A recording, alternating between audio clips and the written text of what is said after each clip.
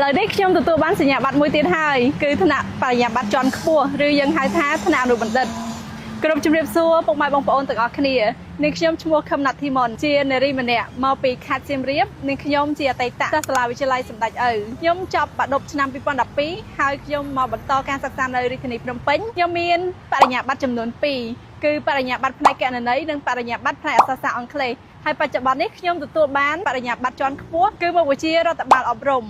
នេះខ្ញុំពិតជាមានសេចក្តីរីករាយខ្លាំងមែនទែនដែលទទួលបាននៅជោគជ័យក្នុងការសិក្សាមួយកម្រិតទៀតនៅក្នុងវីដេអូនេះនាងខ្ញុំមានសារចំនួន3ចំណុចចែកជូនទៅកាន់បងប្អូនដែលជាអ្នកសិក្សាចំនួនក្រោយចំណុចទី1ចូលធ្វើជាកូនល្អកូនល្អ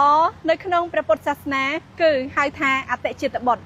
អតិចេតបុត្រមានន័យថាជាកូនដែលប្រសើរខ្ពង់ខ្ពស់ជាកូនដែលជួយយឹតយងគ្រួសារជាកូនដែលជួយឲ្យឪពុកម្ដាយដែលជាអ្នកមិនទាន់មានសិលអាចរក្សាសិល5សិល8សិល10ទៅតាមឧបនិស្ស័យឬយើងអាចធ្វើជាកូនអនុចេតបុត្រជាកូនដែលស្ដាប់បង្គាប់ឪពុកម្ដាយប៉ុន្តែកុំធ្វើជាកូនអវចេតបុត្រអវចេតបុត្រគឺជាកូនដែលមិនប្រសើរមិនល្អមិនស្ដាប់បង្គាប់ឪពុកម្ដាយជាកូនដែលមិនដើរតាមគន្លងធម៌ចំណុចទី2ត្រូវធ្វើខ្លួនជាសិស្សល្អនៅក្នុងការសិក្សារៀនសូត្រចាប់តាំងពីថ្នាក់មត្តេយ្យរហូតដល់ថ្នាក់ខ្ពស់គឺយើងត្រូវតែសិក្សាស្វែងយល់នៅចំណេះដឹងដែលយើងសិក្សានៅក្នុងសាលាត្រង់ត្រាប់ស្ដាប់នៅឱវាទរបស់លោកគ្រូអ្នកគ្រូនេះខ្ញុំពិតជាមានសេចក្តីដឹងគុណចំពោះលោកគ្រូអ្នកគ្រូចាប់តាំងពីថ្នាក់មត្តេយ្យរហូតដល់ថ្នាក់បរិញ្ញាបត្រជាន់ខ្ពស់នេះខ្ញុំសូមអរគុណដល់លោកគ្រូអ្នកគ្រូទាំងអស់ដែលបានពន្យល់ណែនាំខ្ញុំឲ្យខ្ញុំក្លាយទៅជាមនុស្សល្អខ្លាយទៅជាមនុស្សម្នាក់ដ៏រឹងមាំជាពិសេសនៅក្នុងសាកលវិទ្យាល័យបញ្ញាសាស្ត្រកម្ពុជាទាំងថ្នាក់បរិញ្ញាបត្រនិងបរិញ្ញាបត្រជាន់ខ្ពស់នៅក្នុងសាកលវិទ្យាល័យបញ្ញាសាស្ត្រកម្ពុជាតែងតែបញ្ចូលនៅការអប់រំតាមបែបព្រះពុទ្ធសាសនាដើម្បីជួយឲ្យសិស្សានុសិស្សនិស្សិតនៅក្នុងសាកលវិទ្យាល័យបញ្ញាសាស្ត្រកម្ពុជាក្លាយទៅជាយុវជន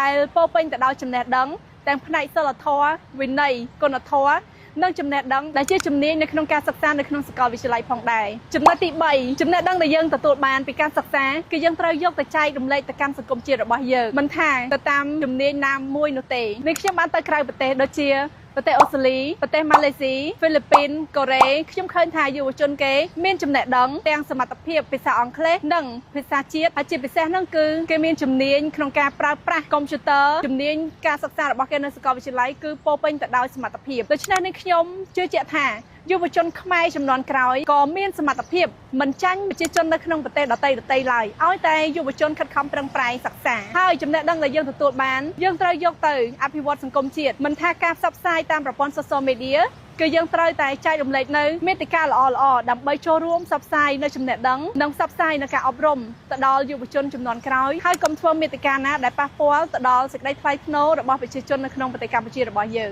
ជាមួយគ្នានេះផងដែរនាងខ្ញុំគឺជាប្រធានយុវជននៅក្នុងក្រុមប្រឹក្សាអន្តរជំនឿសាសនាដែលមានសម្ដេចព្រះអរិយវង្សបណ្ឌិតយ៉នសេងយៀតគឺជាអគ្គលេខាធិការនៃក្រុមប្រឹក្សានេះខ្ញុំប្រកាសថានាងខ្ញុំពិតជាមានសេចក្តីដឹងគុណចំពោះសម្ដេចដែលបានផ្ដល់ឱកាសឲ្យខ្ញុំប្រកាសណាធ្វើការជាមួយនឹងសាសនាក្នុងការចូលរួមផ្សព្វផ្សាយសន្តិភាពទៅកាន់ពិភពលោកជាចុងក្រោយនេះខ្ញុំពិតជាមានសេចក្តីដឹងគុណទៅដល់ឪពុកម្ដាយរបស់នាងខ្ញុំដែលបានបញ្ជូនខ្ញុំទៅសិក្សាចាប់តាំងពីថ្នាក់មត្តេយ្យរហូតដល់ថ្នាក់បរិញ្ញាបត្រជាន់ខ្ពស់សូមអរគុណដល់លោកគ្រូអ្នកគ្រូមិត្តភ័ក្តិបងប្អូនទាំងអស់ដែលតែងតែជ្រោមជ្រែងផ្ដល់ជាចំណេះដឹងនិងជួយផ្ដល់កម្លាំងចិត្តដល់ខ្ញុំក្នុងការសិក្សាឲ្យបានរហូតមកដល់ពេលបច្ចុប្បន្ននេះ